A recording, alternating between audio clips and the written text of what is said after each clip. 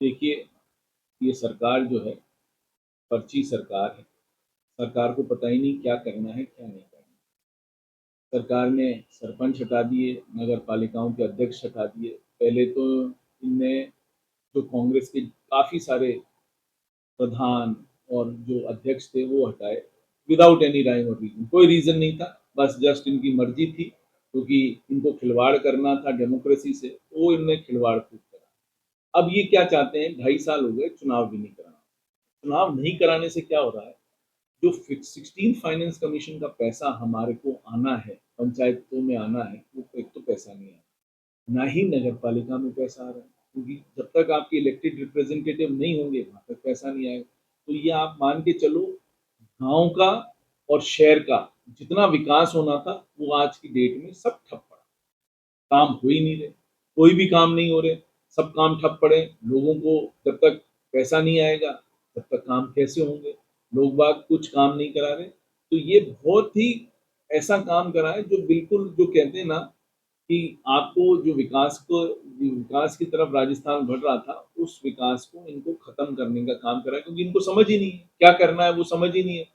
One nation one election की बात करते हैं, अरे वन नेशन वन इलेक्शन की जब आप बात करो, कम से कम विकास तो मत खत्म करो इस कंसेप्ट को लेके, क्योंकि मोदी जी ने बोल दिया है तो बस आंख मूंद कर वो कर रहा है कॉपी। जब मोदी जी खुद ही नहीं कर पा रहे हैं तो आपको वो क्या करने की जरूरत है।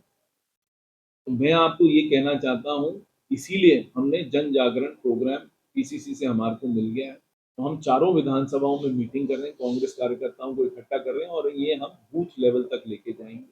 और इसी संदर्भ में अब कांग्रेस का नया अभियान चला है, हम नए नए बूथ अध्यक्ष बना रहे हैं, नए पंचायत अध्यक्ष बना रहे हैं, उनकी कार्यकारिणी बनाएंगे। और हम फिर बिल्कुल निचले स्तर तक जो हमारा में कमजोरी थी, उस कमजोरी को हम खत्म कर रहे हैं। और हम निचले स्तर तक बिल्कुल हम सब चीजें बना के और अपनी कार्यकारिणी बना के निचले स्तर तक, ब्लॉक स्तर तक हम चले जाएंगे 2 महीने के अंदर। और अब हमारे को आदेश और मिल गया है कि तैयारी करनी है, तो हम इसी महीने से अब नगर पालिकाओं में और पंचायत समितियों में तैयारी करना शुरू करेंगे, किसको लड़ाना है किसको नहीं लड़ाना है, सब जगह जाके बात करेंगे, जिससे कि कांग्रेस वापस इनकी नाकामियों के ऊपर हम अपनी बात कहेंगे, जिससे लोगों को समझ में आ रही है। क्योंकि आज आप देख लो, गैस आपको मिल नहीं रही, गैस की हालत खराब है। गैस आपको 45-45, 50-50 दिन में मिल रही। ढाबे वाले परेशान है, रेस्टोरेंट वाले परेशान है, घर वाले परेशान है। और सबसे इम्पोर्टेंट चीज क्या है, आज सबसे बड़ा जो मोरबी सेंटर था टाइल बनाने का गुजरात में, वहाँ एक भी फैक्ट्री नहीं चल रही, सब फैक्ट्रियां बंद है। आज प्राइस इंक्रीज हो गया 20-20%, सब चीजों में प्राइस इंक्रीज हो गया। अब जो एक बार प्राइस इंक्रीज हो जाता है, वो आपको सबको पता है, वो प्राइस नीचे तो गिरती नहीं। तो बेशुमार महंगाई बढ़ जाएगी। ये सिर्फ आप देखना, ये इलेक्शन खत्म हो जाने दो स्टेट्स का, डीजल और पेट्रोल पे कम से कम 10-10, 15-15 रुपए बढ़ेंगे, उससे कम बढ़ेंगे ही नहीं। आप 10-10, 15-15 रुपए बढ़ेंगे। तो ये तो सरकार सिर्फ वेट कर रही है, ये इलेक्शन खत्म हो जाए। जिस दिन वोटिंग खत्म हो जाएगी उसके अगले दिन आप देखना, ये प्राइजेस सब जगह। जो शिप आ रहा था, जो ईरानियन शिप था, जो 1 लाख बैरल तेल लेके आ रहा था, वो इंडियन पोर्ट पर आना था, गुजरात के पोर्ट पर आना था। वो पता पड़ा, वो शिप वापस चीन की तरफ चला गया। उसका पता नहीं क्या हुआ। आज 1 लाख बैरल हमारे को यदि तेल मिल जाता, तो हमारे कम से कम कुछ नहीं करते करते 7 दिन का स्टॉक तो हमारे पास रहता। वही शिप चला गया। अब ये मोदी जी हैं, जो यूएस कहेगा वही काम करेंगे। हमारे को रशिया से 1 महीने के लिए हमारे को परमिशन मिली है कि 1 महीने बाद, उसके बाद वो बंद हो जाएगा। भाई इस वक्त तो हमारे हमारे देश के ऊपर कौन राज कर रहा है, ट्रंप राज कर रहा है। ट्रंप बोलेगा ये नहीं करना तो हम ये नहीं करेंगे, ट्रंप बोलेगा वो करना है तो हम वो नहीं करेंगे, क्योंकि हम अब कठपुतली हैं ट्रंप के हाथ। जो ट्रंप बोलेगा वो मोदी जी करेंगे, जो ट्रंप नहीं बोलेगा वो मोदी जी नहीं। हमारे सिविल सप्लाईज मिनिस्टर से करूंगा कि धौलपुर में बहुत हालत खराब है। जो पिछले वाला डीएसओ था, उसने बिना सोचे समझे जो भी नाम डीलरों ने कहे, हर जगह नाम 25-25, 30-30 नाम हर बूथ पर काट दिए गए। उन लोगों को, गरीब लोगों को मिलने ना, जो गरीब लोग जो रेगुलरली डीलरों के पास जाते थे गेहूं लेने, क्योंकि उनको हर महीने का गेहूं चाहिए था, और वो जो आदमी ऐसे थे जो बिल्कुल गरीब थे, उन्हीं के नाम काटे। मैं आपके माध्यम से सिविल सप्लाईज मिनिस्टर से कहूंगा कि भाई इस ये अनोमली को आप ठीक करो। ये बहुत हालत खराब है धौलपुर के अंदर। मैंने अभी चेक कराए, कम से कम 1500 से 2500 आदमियों के नाम काट दिए गए हैं। उनके नाम जुड़ नहीं रहे। हमने कई बार कहने के बावजूद ये जुड़ नहीं रहे। ये सिर्फ ये कहते हैं कि हम जाके चेक करेंगे फिर जोड़ेंगे। 3-3 महीने हो गए। 3-3 महीने से ये एप्लीकेशन पेंडिंग है, बट कुछ काम नहीं। सरकार मदद क्या कर रही है? गिरदावरी अनाउंस नहीं करी है सरकार ने अभी तक।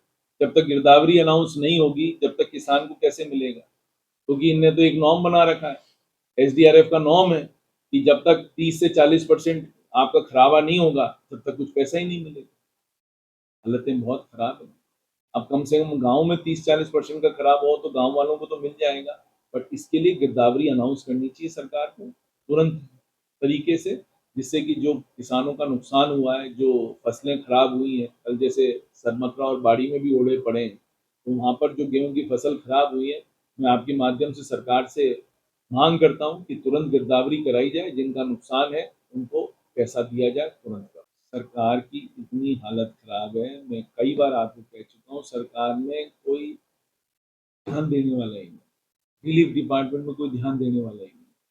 सिर्फ लंबी-लंबी बातें यहाँ चलती हैं, कुछ काम नहीं होता।